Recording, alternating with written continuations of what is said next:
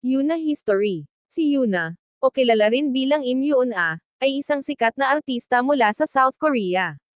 Siya ay ipinanganak noong ika-30 ng Mayo taong 1970, sa Seoul, South Korea. Si Yuna ay sumiklab sa kasikatan bilang isa sa mga miyembro ng sikat na K-pop girl group na Girls' Generation, o tinatawag din itong SNSD, noong 2007. Welcome to my channel, The Celebrity History. Please consider to like and subscribe to my channel mga ka-history. Ating tuklasin ang mga historya.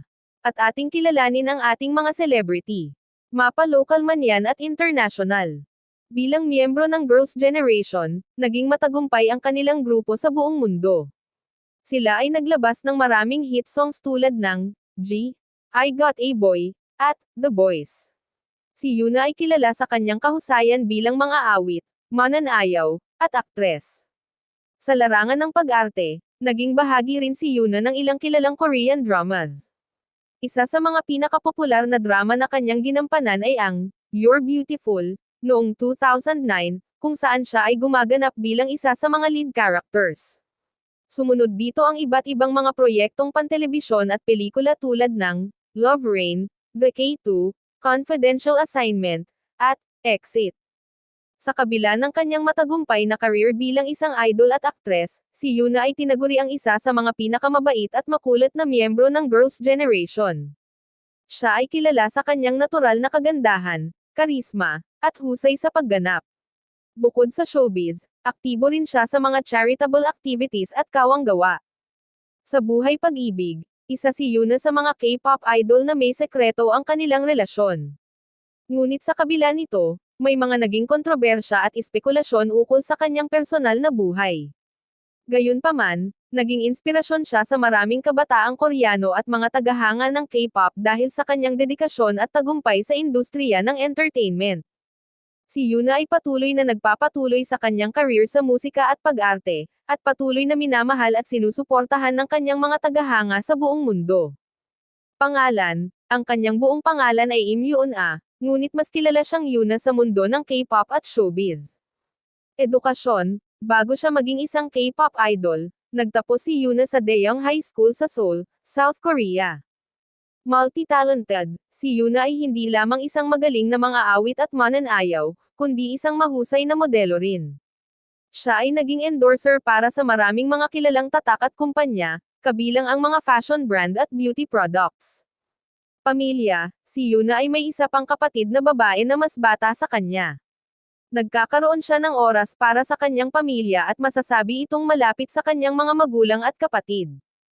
Global endorser: bilang miyembro ng Girls' Generation, naging isa si Yuna sa mga unang K-pop artist na naging global ambassador para sa mga kilalang tatak tulad ng Shin, Innisfree, at iba pa.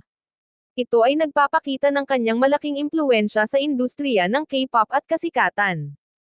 Pag-arte sa pelikula: hindi lang sa telebisyon at drama nagtagumpay si Yuna, ngunit pati na rin sa mundo ng pelikula. Isa sa mga pelikulang kanyang ginampanan ay ang Confidential Assignment, kung saan siya ay nag-eksperimento sa aksyon ng mga eksena. Kahalintulad na awards, sa kabila ng kanyang kabataan, naging bahagi siya ng maraming award-winning projects. Nakuha niya ang mga parangal para sa kanyang pag-arte at pagganap sa mga Korean dramas at pelikula. Mga aktibidad ng charity: si Yuna ay isang may pusong tao at mahilig sa mga gawain ng charity. Siya ay naging embahador para sa iba't ibang mga charitable organizations at nagpartisipate sa mga aktibidad na may kinalaman sa pagtulong sa mga nangangailangan.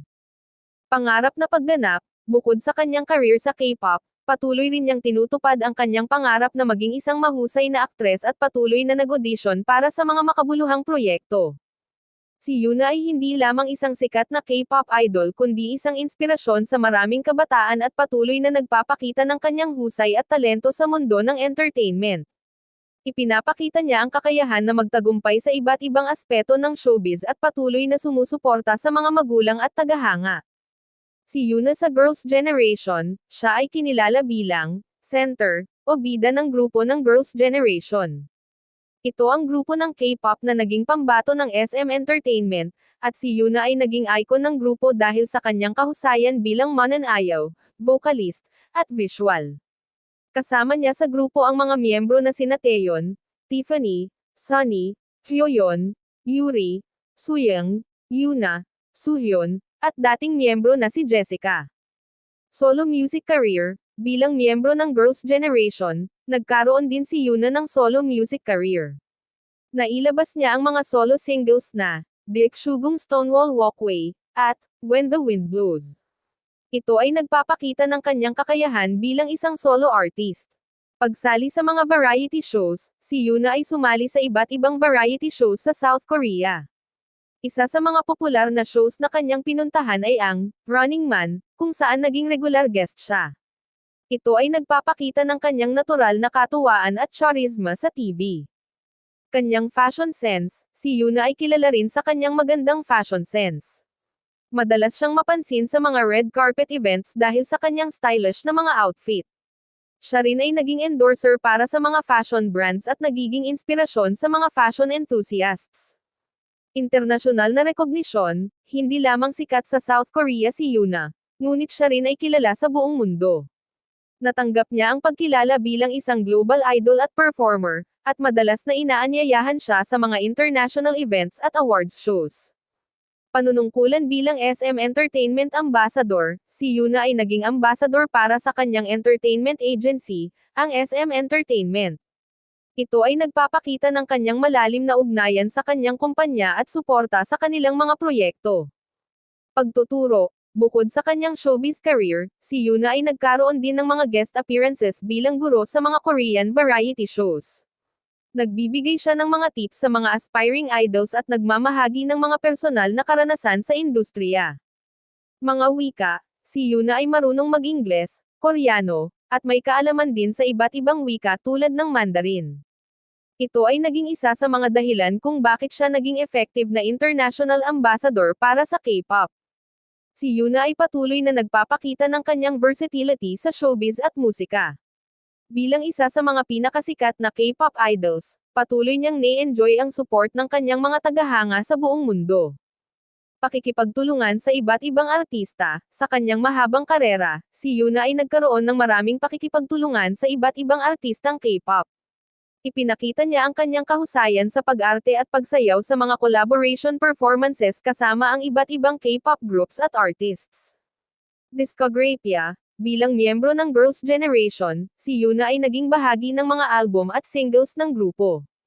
Isinagawa nila ang iba't ibang klaseng musika mula sa pop hanggang sa ballad. Kasama sa kanilang mga pinakapopular na kanta ang Into the New World, Run Devil Run, at All Night. Magkasunod na proyekto, si Yoona ay kilala rin sa pagiging masipag sa kanyang trabaho. Nagtutuloy-tuloy ang kanyang pag-arte sa mga back-to-back na proyekto, kabilang ang mga TV dramas, pelikula, at endorsements. Ito ay nagpapakita ng kanyang dedikasyon sa kanyang propesyon. Pahayag sa publiko, kahit pa mahilig sa pagpapahayag ng kanilang mga opinyon sa publiko ang mga K-pop idols, si Yoona ay kilala sa kanyang kabaitan at pagiging pribado. Siya ay may reputasyon na napakarespeto sa kanyang mga kasamahan sa showbiz. Social media, si Yoona ay may malalaking social media following. Siya ay aktibo sa kanyang mga social media account, kung saan inilalabas niya ang mga personal na kwento, mga litrato, at mga update sa kanyang career para sa kanyang mga tagahanga. Leader ng subunit, bago ang pag-disband ng Girls' Generation noong 2017, si Yoona ay naging leader ng subunit na tinawag na Girls' Generation O. GG, kasama ang ilang mga miyembro ng orihinal na grupo. Sila ay naglabas ng mga kanta tulad ng Lil Touch, at Lil Touch, Japanese Burr. Prestihiyosong parangal, si Yoona ay nakatanggap ng maraming parangal sa kanyang karera, kabilang ang mga gantimpala sa musika, pag-arte, at fashion. Isa siyang certified platinum artist mula sa Korea Music Content Association. Diskarte sa pag-arte, maraming mga direktor at produksyon ang nagpapuri sa kanyang kakayahan sa pag-arte, na nagpapakita ng kanyang husay sa pagkakaroon ng magandang chemistry sa kanyang mga kasamahan sa proyekto. Si Yoona ay patuloy na isang malaking pangalan sa industriya ng K-pop at showbiz. Sa kanyang mga tagumpay at dedikasyon, patuloy niyang hinahangad na maabot ang kanyang mga pangarap at maging inspirasyon sa mga kabataan at mga tagahanga. Pag-arte sa teatro, Bago pa man siya naging K-pop idol, nagsimula si Yuna bilang isang theater actress. Sumali siya sa maraming musical productions at natanggap ang mga magagandang review para sa kanyang mga pagganap. Ang kanyang pagkakaroon ng theater background ay nagbigay sa kanya ng malalim na pangunawa sa pagganap. Diskarte sa pag-awit, si Yuna ay hindi lamang isang mga awit sa K-pop, kundi nagkaroon din siya ng mga kanta sa mga original soundtracks, host, ng mga Korean dramas. Ang kanyang boses ay kilala sa pagkanta ng mga emosyonal na awitin na nakakadagdag sa drama ng mga palabas. International fanbase, si Yuna ay may malalaking fanbase sa buong mundo. May mga internasyonal na tagahanga na nagpunta sa South Korea upang masilayan ang kanyang mga pagganap at mga show. Awards at recognition, sa buong kanyang karera, si Yuna ay natanggap ng maraming awards at recognitions mula sa mga prestigious award-giving bodies sa South Korea. Kasama dito ang mga award para sa kanyang pag-arte, pagsayaw, at kontribusyon sa industriya ng K-pop. Kasalukuyang karera, sa kabila ng maraming taon na nagdaan, patuloy pa rin si Yuna sa kanyang karera sa showbiz. Naging bahagi siya ng mga drama at proyekto sa musika pati na rin ang pagsasalaysay ng mga kwento sa mga variety shows. Pinapanatili niya ang kanyang pangalang Yuna bilang isa sa mga mahuhusay na artistang K-pop. Patuloy na pagmamahal ng mga tagahanga, si Yuna ay hindi lamang isang K-pop idol kundi isang inspirasyon sa maraming tagahanga. Ipinakita niya ang kahalagahan ng pagsusumikap, talento, at pagkamapagkumbaba, kaya't patuloy siyang iniidolo ng marami. Kasaysayan ng pagiging reputable, si Yuna ay may reputasyon ng pagiging isang reputableng artista. Hindi lamang sa kanyang career kundi pati na rin sa kanyang personal na buhay, hindi siya madalas ma-involve sa kontrobersya. Si Yuna ay patuloy na nagbibigay inspirasyon sa mga kabataan at patuloy na nagpapamalas ng kanyang husay sa mga aspeto ng pag-arte at musika. Siya ay hindi lamang isang icon sa K-pop kundi isang patuloy na inspirasyon sa industriya ng entertainment. Thank you for watching. Please consider to like, subscribe and hit the notification bell para updated po kayo kung may bago tayong upload mga ka-history. Maraming salamat po at magandang araw po sa ating lahat.